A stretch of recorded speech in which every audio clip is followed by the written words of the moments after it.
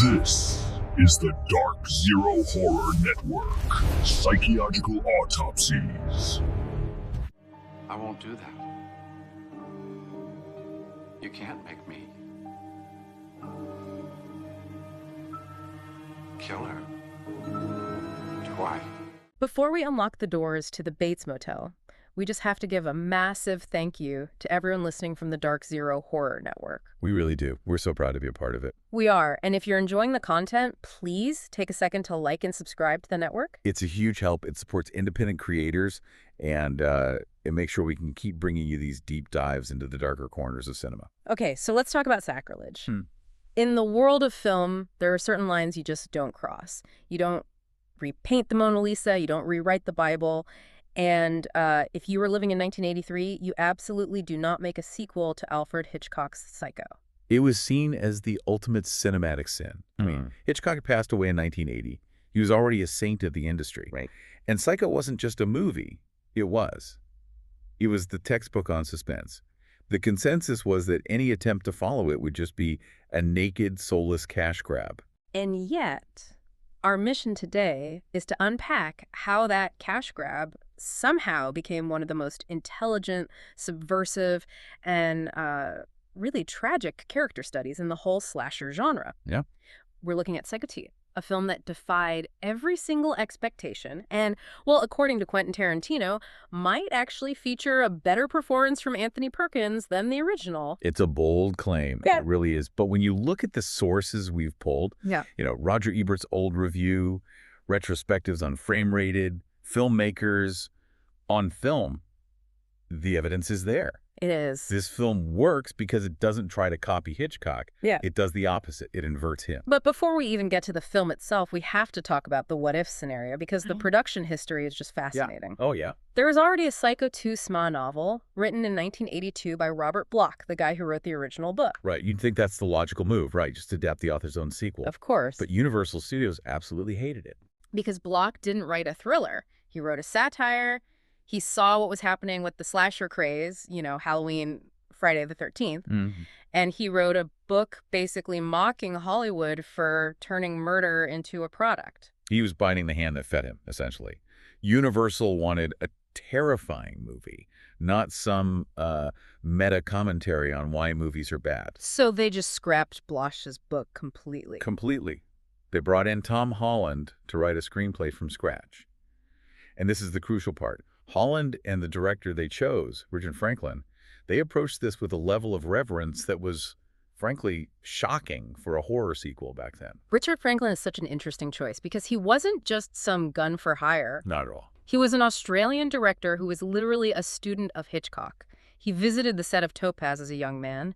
He understood you couldn't out-Hitchcock, so he didn't even try. That's the key. Franklin and Holland saw they had a unique opportunity. I mean, the slasher genre in '83 was all about silent, faceless killing machines. Michael Myers, Jason Voorhees. Right. No personality, just a body count. Exactly. But Psycho gave them Norman Bates, a villain with a face, a voice, a whole history. And that leads us to the central genius of Psycho the Second. They flipped the polarity. They did. In the first film, Norman's the monster hiding in plain sight. In this one, he's the protagonist. He's our hero. And that creates such a complex feeling for you as the audience. The film picks up 22 years later. 22 years. Norman is declared sane, and he's released. But the script really emphasizes how fragile that sanity is. Roger Ebert pointed this out in his review. He said, due to state budget cutbacks, there's no halfway house. No gradual reintegration at all. Nothing. They basically hand a schizophrenic man a suitcase and send him right back to the very house that drove him crazy in the first place. It's an insane setup, and it immediately puts us, the audience, in the position of being his support system. Yeah, you're rooting for him. You are. You know what he's capable of, but you see him trying so desperately to just be good. He gets a job at a diner. He avoids fighting. He stammers his way through conversations. Anthony Perkins does something incredible with that. He plays Norman not as a coiled snake, but as a wounded bird. That's a perfect way to put it. Perkins was, he was pretty reluctant to come back. He didn't want to just play the psycho again. I don't blame him. But he signed on because Holland's script treated Norman as this tragic figure. And you see it in his performance. The way he holds his hands, the twitchy hesitation.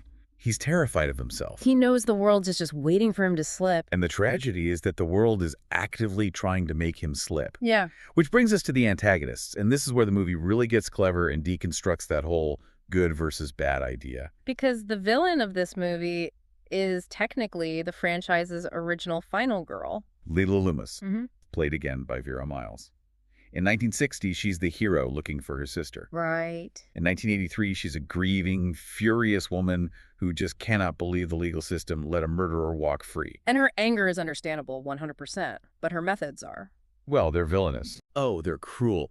She launches this brutal campaign of gaslighting.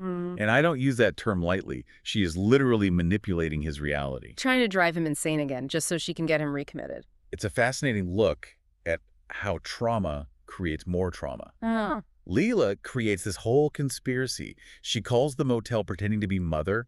She plants notes. She weaponizes his own illness against him. It's just, it forces you into this weird position where you're looking at Leila, who represents justice, the victim side, and you see her as cruel. And at the same time, you're looking at Norman, the killer, and seeing him as the victim. She even involves her own daughter, Mary, played by Meg Tilly.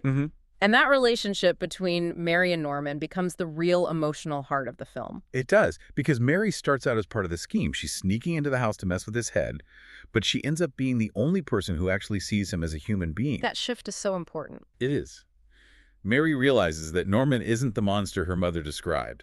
He's just this pathetic, lonely man making toasted cheese sandwiches and trying to ignore the voices. There's that one scene where she comforts him. It changes the entire feel of the movie. It stops being just a horror movie, and it becomes this tragedy about two people who were trapped by their parents' legacies. But of course, it is still a horror movie, so the bodies do have to start dropping. Eventually, yes. And the mystery here is actually surprisingly tight. You've got this sleazy motel manager, Toomey, played by Dennis Franz. Pre-NYPD Blue. Exactly.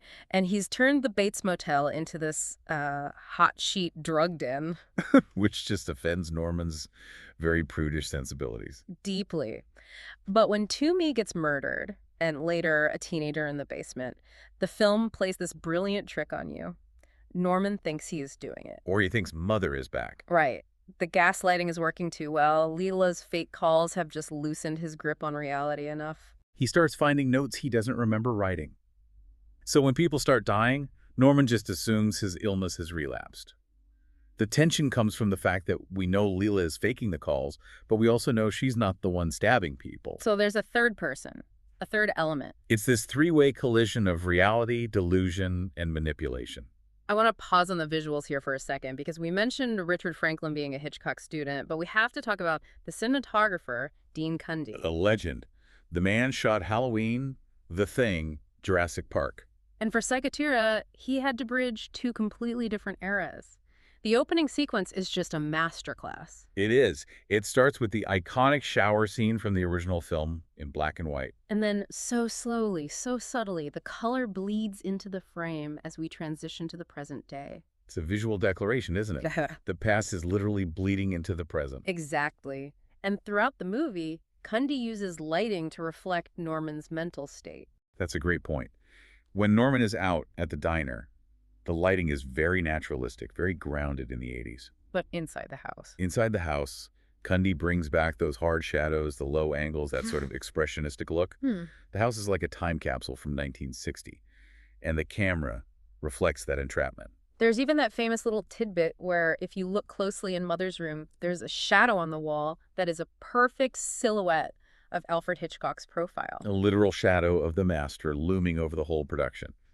But Franklin and Cundey, they didn't let that shadow paralyze them. They used it. They understood the house itself is a character. It's Mother waiting to take Norman back. Which brings us to that just devastating finale. The whole plan falls apart. It really does. Leila goes to get her mother costume and is brutally murdered. And then Mary, in this desperate attempt to save Norman from his own head, she dresses up as Mother to tell him to stop. It's the ultimate tragedy of errors. She's trying to use the delusion to cure him. To command him to be sane. But she gets caught by the police, who just assume she's the killer. And she dies trying to save the man her own mother tried to destroy. And Norman is just left standing there. The police clear him. Legally, he's innocent again. But the psychological damage is done. And then comes the twist that just recontextualizes the entire franchise. the arrival of Mrs. Spool. This adds a whole new layer of lore. A huge one. Mrs. Spool, the kind diner lady who gave him his job, she reveals she is his biological mother. The woman in the first film, the one he mummified, was his aunt who adopted him. And Mrs. Spool claims she was the one killing people in this movie. To protect her son. It's a revelation that just shatters whatever fragile hold Norman had left. He was so close to making it. He had a job, he had a friend in Mary who's fighting the voices. But the realization that the madness is literally in his bloodline, combined with the trauma of that night. It's the final straw. The snap is immediate. He kills Mrs. Spool, carries her upstairs, and in that final chilling voiceover, we hear Mother take full control again. That final stare from Anthony Perkins is terrifying because it's so vacant. The struggle is over. Norman is just gone. It really reinforces the idea that this is a tragedy. If society, the budget cuts, the lack of support, the vengeful Leela, if they had just left him alone, he might have been okay. He was making toasted cheese sandwiches. He was harmless until he was pushed. Exactly. And that's why Tarantino and other modern critics really elevate this film. It asks this question the original didn't. Does society actually want redemption for its monsters? Or are we more comfortable when they just stay monsters? Yeah. That's the provocative thought I just can't get out of my head. The ending of Psycho Second feels like a return to order for the town. When Norman was trying to be normal, everyone was on edge. The town was anxious. Leela was plotting. But when he's back in that window, watching the world with those dead eyes, the mystery is solved. He fits the box we built for him. Precisely. We say we want rehabilitation, but the film argues we prefer the clarity of evil. It's easier to hate a monster than to nurture a broken man. Leela Loomis couldn't accept a cured Norman Bates. She needed him to be the killer, so her anger would stay valid. And in the end, she got exactly what she wanted. It just cost her her life and her daughter's life. It's a grim assessment of human nature, and it's all wrapped up in a slasher sequel. It's just so impressive that a movie dismissed as sacrilege could hold that much weight. It really is. It stands as a testament to the idea that no story is truly finished, if you're willing to look at it from a different angle. Yeah. Psycho the Second dared to empathize with the devil. And in doing so, it exposed the demons in everyone else. Well said. Well, I think that's plenty to dwell on next time you're checking into a roadside motel. We hope this deep dive gave you a new appreciation for a very misunderstood classic. Definitely. And remember, sometimes the scariest thing isn't the killer in the house. It's the people outside trying to get in. Thanks again to the Dark Zero Horror Network, and thank you for listening. We'll catch you on the next deep dive. Watch your back in the shower. Dark Zero Horror Network. Like and follow.